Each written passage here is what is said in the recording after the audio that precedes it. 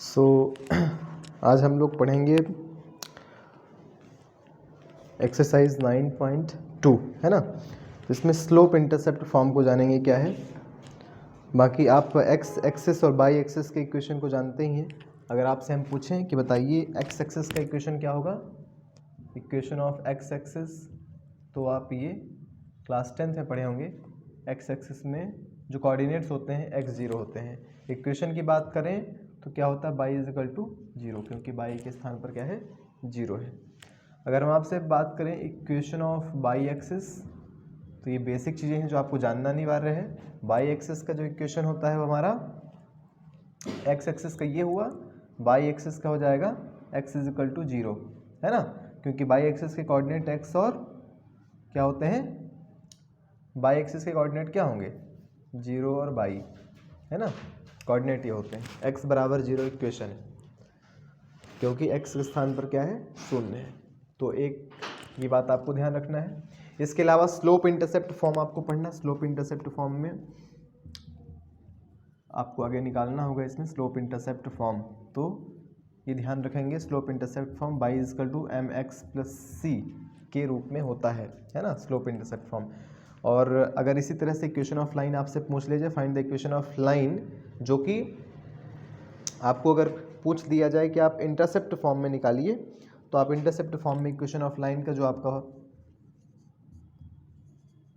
Intercept form में हम equation of line कैसे फाइंड करते हैं, तो इक्वेशन ऑफ लाइन में हम x upon a plus y upon b is equal to 1, है ना।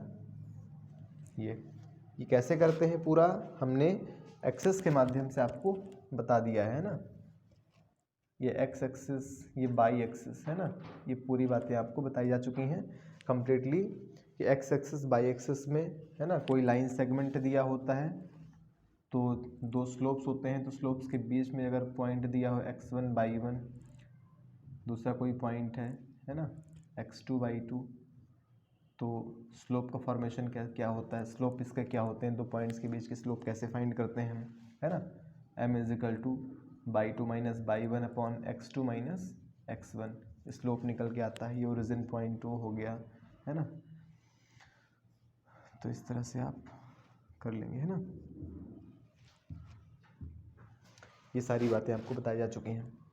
अब इसी तरह से अगर आपसे कोई क्वेश्चन पूछ दिया जाए कि आप बताइए क्वेश्चन नंबर 3.00 से जाने वाली और जो आपका स्लोप है m है, तो आपको क्या करना है, इक्वेशन ऑफ लाइन बताना है ना।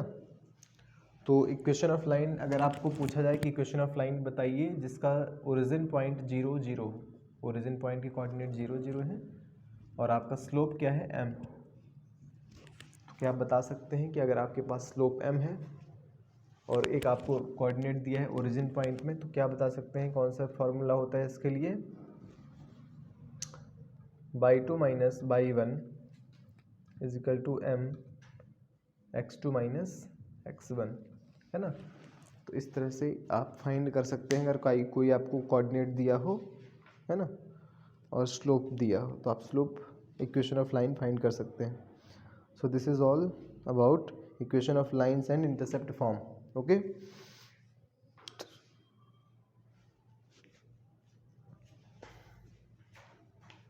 रोको रोको रोको भाई साहब।